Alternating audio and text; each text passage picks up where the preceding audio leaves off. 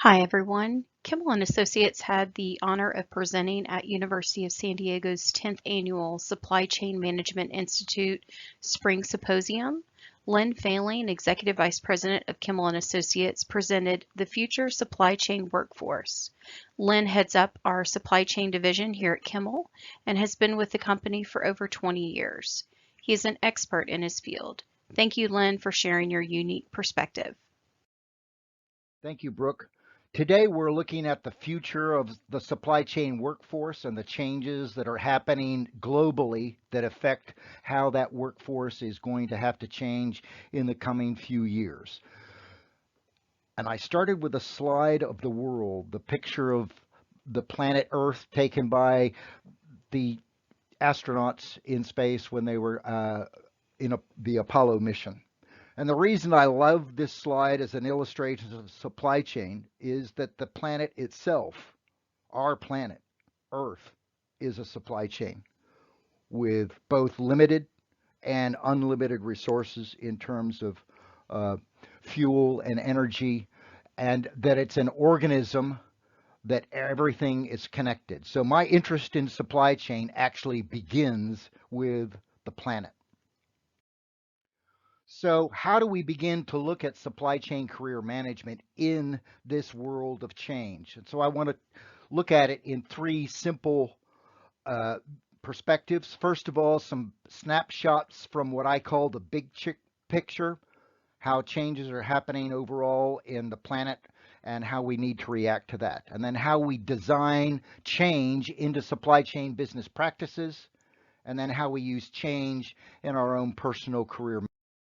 So in terms of this world of change and this big picture, there are some what I call long waves, big global cycles, which are important for us to address. And before we get into the details of that, let me tell you a little story about what I call the long waves. In 1971, when the Nixon administration was in the process of what we call here in the States opening China, Henry Kissinger went on a secret trip to meet Zhou Enlai, Mao Zedong's number two deputy in China. And both Kissinger and Zhou Enlai were and are phenomenal students of political history. And at one point during their exchange, Henry Kissinger turned to Zhou Enlai and asked him, Zhou, do you think the French Revolution, remember that's 1798, was a success? And Zhou Enlai thought for a moment and returned with a response to Kissinger, it's too early to say. So those long waves of cycle take a while to work out, frequently half a lifetime. Let's look at some of those components. We live. So let's begin to look at some of the issues that I believe we are already facing and will continue to face over the next 20 to 30 years in supply chain. The first thing is what I call climate change, and whether you think it's credible or not, things are happening. Every Fortune 100 company is finding a way to react intelligently to the differences that are happening on the planet. Every automotive company has announced plans to go electric at various dates. Many companies, including oil companies, are announcing movements toward what they call carbon neutrality. So things are happening. The interesting thing on that, assuming it continues, is what are the changes for us in logistics and the thought of the Arctic Ocean, which is being most affected by climate change, could become the biggest sea lane. Think about that for Asia-US trade and beachfront property on the Hudson Bay in northern Canada. Fascinating prospects for how things might happen over the next years in terms of how climate change affects supply chain. Secondly, the big category is what I call 9/11 and governance, that the intersection between state actors and non-state actors is becoming much more complex, that we have nationalism, sectarianism, globalism, all happening at the same time. And so the whole exercise of political and economic power and the levers that exist in there are changing. And the nature of power is changing simply because, just to give you an example, the colonial pipeline shut down. These are non-state actors which are acting to profoundly affect supply chain. Then the thing that's happening in parallel is that we have an increasingly multipolar world. If we look at uh, world GDP share of advanced versus developing countries. In 1980, the mix between the relatively small number of advanced countries was 75% versus 25% for developing countries. That in 2021 is down to 60-40. To give you two other examples, the United States post World War II has averaged in the low 20s in terms of its percentage of global GDP. One factor there is that China, which in 1995 had 2.5% of global GDP, is now over 15% and projected to overtake the United States by 2030. So increasingly, we don't have a unipolar, we have a multipolar world, both economically and politically. That changes how we act in supply chain. Finally, the piece that affects all of these other three and accelerates them is what I call technology. That's the whole AI, artificial intelligence, machine learning, all of that sort of stuff that is changing how we communicate and how we live, and will continue to revolutionize over the next decades.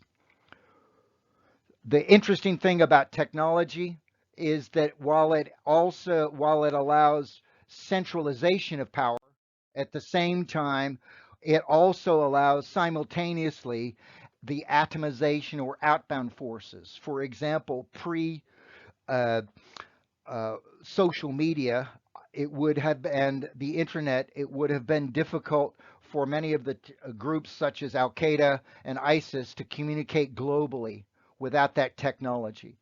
So those forces, while they allow state actors to accumulate power, they also allow non-state actors to accumulate members and leadership in different ways, both of which are pulling in opposite directions. In this environment in which we live, that those who are destitute and poor are really living alongside visually via technology, the superabundant. So, in response to these global changes that are happening, how has your company, how has your industry pivoted and reacted and in a proactive way to these sorts of changes? The question now is, how do your organization and other organizations begin to build designing change into your current and future supply chain business practices?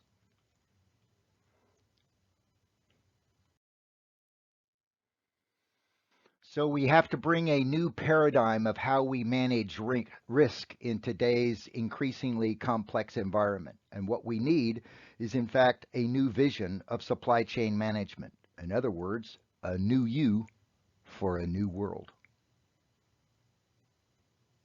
For a new world. If we look at the old paradigm of risk management and supply chain, it was the usual actors, and you've seen them here: raw materials, customer satisfaction, inventory costs, interest rates, business efficiency, economic growth, our position in the market and the marketplace, and how much it costs to actually bring the stuff in and bring it out. That's the old paradigm.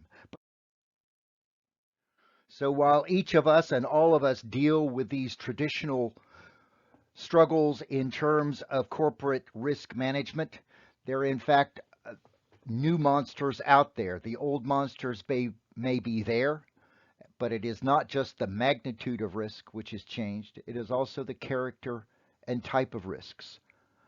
And there are new monsters which we have already identified. So let's just go through those new monsters and add one more: the whole dynamics of changing global governance and how that works. The issue of technology and artificial intelligence, machine learning, blockchain, all of those complications in the technology space, the increasingly diverse multipolar world in which both companies and nations are struggling to find ways forward. And then the impact of climate change for good or for bad throughout our planet, and how that will affect business operations again, as well as nation states. And finally, one more, black swans. And what are black swans? Black swan events are unpredictable events which change how companies, nation states, and indeed the world moves forward. The most recent example, of course, is COVID-19. For those of us who were doing supply chain, we all remember Fukushima and the nuclear disaster and the impact that that had on Toyota's single-sourced supply chain, which meant that they couldn't provide cars for over 6 months because of a single part which had been taken off their inbound supply chain for their vehicles. A most recent one earlier this year was when the Suez Canal was blocked for 2 weeks and caused $10 billion of GDP damage to the globe every day that ship was sideways in the Suez Canal. And finally, one other interesting one is that Yellowstone is a horizontal volcano which blows every 500 to 700,000 years. It's 700,000 years since its last eruption. We are past due. It would certainly change supply chain and a bit more if Yellowstone blew. While we have these inside the fence variables of our traditional impacts and how we cope with supply chain, we are only beginning to learn how to manage these new variables. One possibility might be, is this the obituary of lean? I know that's provocative and it's deliberately so, but whatever your opinion, lean did its best and achieved great success in what it set out to do. For a while, I think it was the king of what it surveyed, but times change, and in today's lightning pace of today's world, it simply couldn't keep up. Its time has been and gone. I wouldn't say maybe the time has been and gone, but it's certainly we have a new co-king, and that's called flex. The ability to adapt is as important as the ability to respond. And so for yourself and for your own company, let me just raise 4 questions for you. How many listening to this today only purchase and sell products in the U.S. market? I would venture to say probably 0. Have any of you not been affected by the new monsters in your business? I would be fascinated to hear those stories. And then in terms of your perspective, how are nations, companies, institutions, and individuals responding to these new variables? We can ignore them, fight against them, or find a way to work with them. And then personally, how are you coping with the increasing velocity and the shifting vectors of change? It's a complicated and turbulent world. So in many cases, as I like to say, it's not about the answer. It's about designing a flexible company, because this is important as an efficient one. So we actually design for change. Let me give you an example of how that's happening in some companies. There's a new paradigm at work of where we're moving away from what I call business process outsourcing, the old BPO, to what I would describe as business process integration.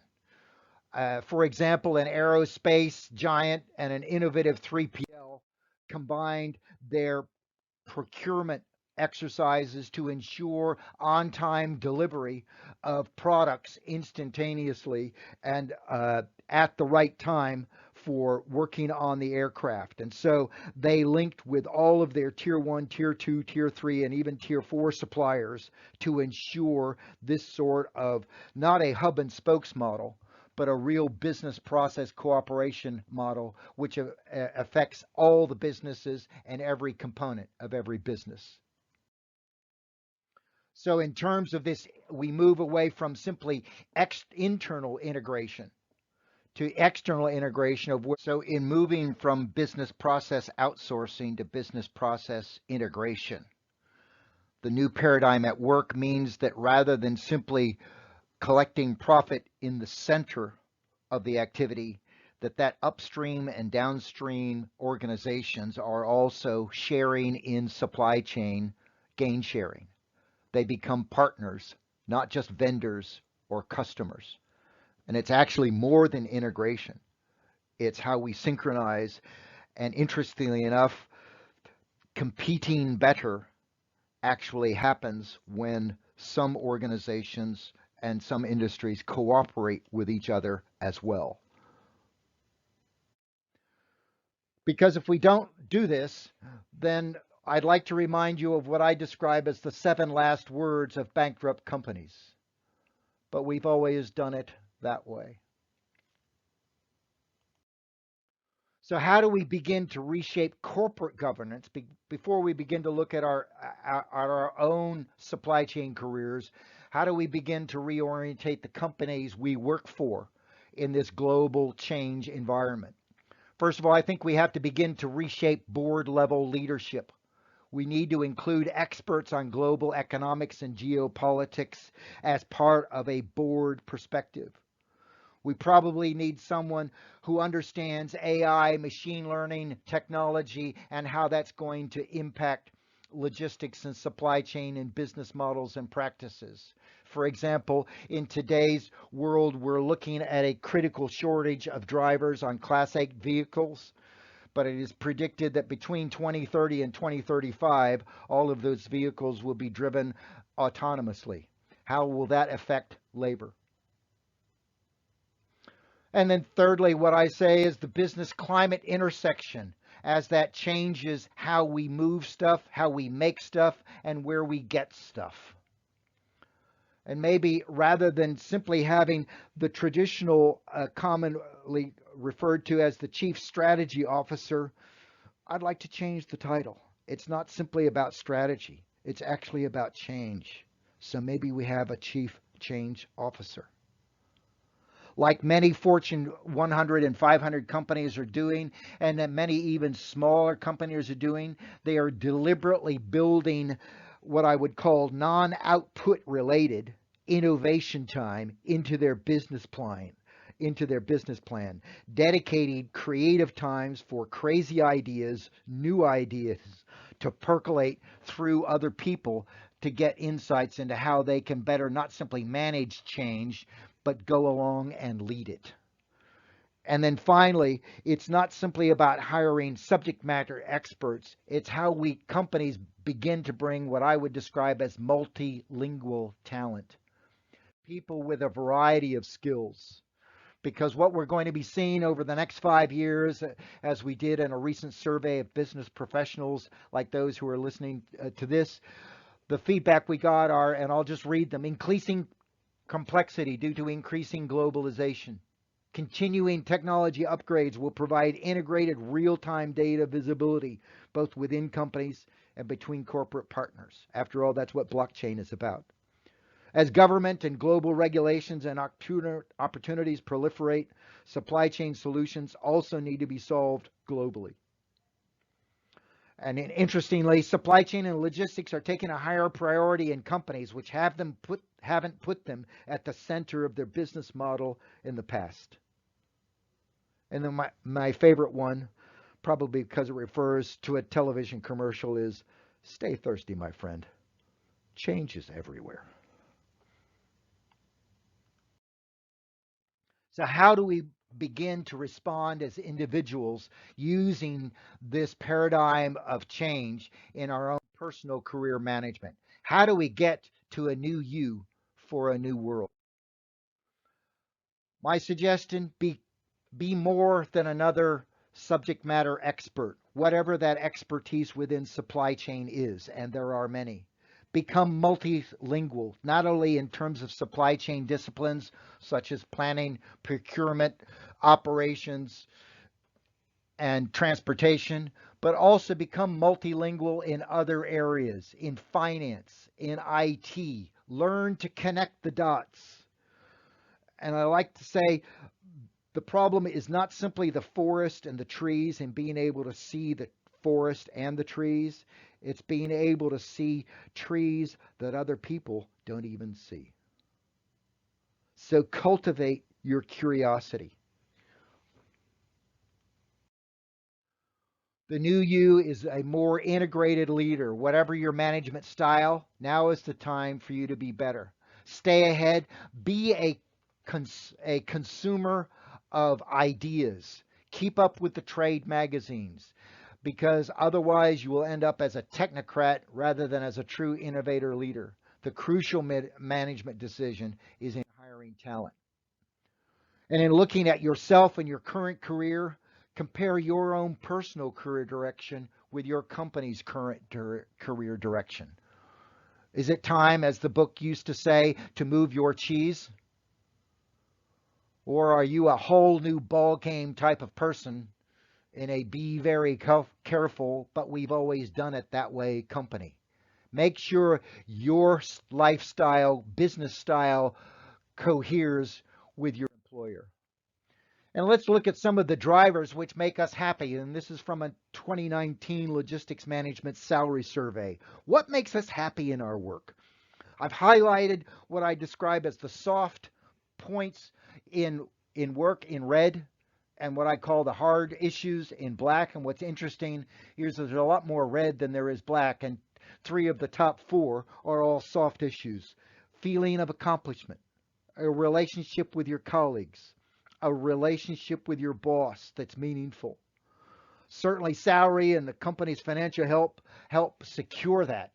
But at the same time, you'll see so many of these factors are actually soft factors which relate to how you work together in a group for a common goal. In other words, it's not just a job, it's also a home.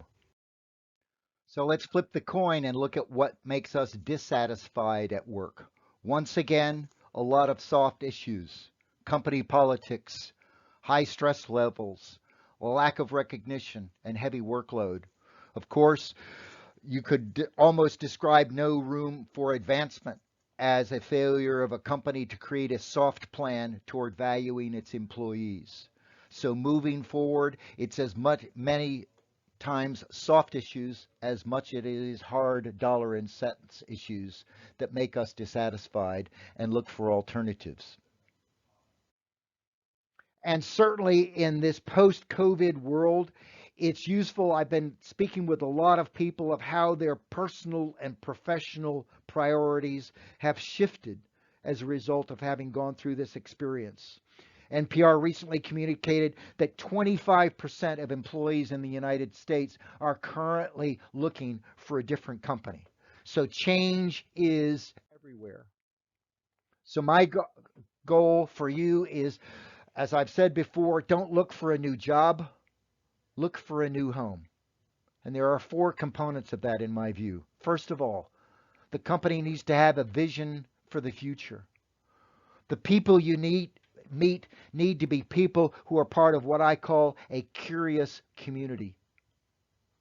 They need to have enough leaders and enough followers who can really deliver, who can make it happen. And finally, they need enough financial and technical resources also to make it happen. That's a home. So look for homes, not for jobs. And finally, I go back to a 4th century bishop who reminds us all that sin happens when you refuse to continue to grow. So happy growing. Thanks and take care.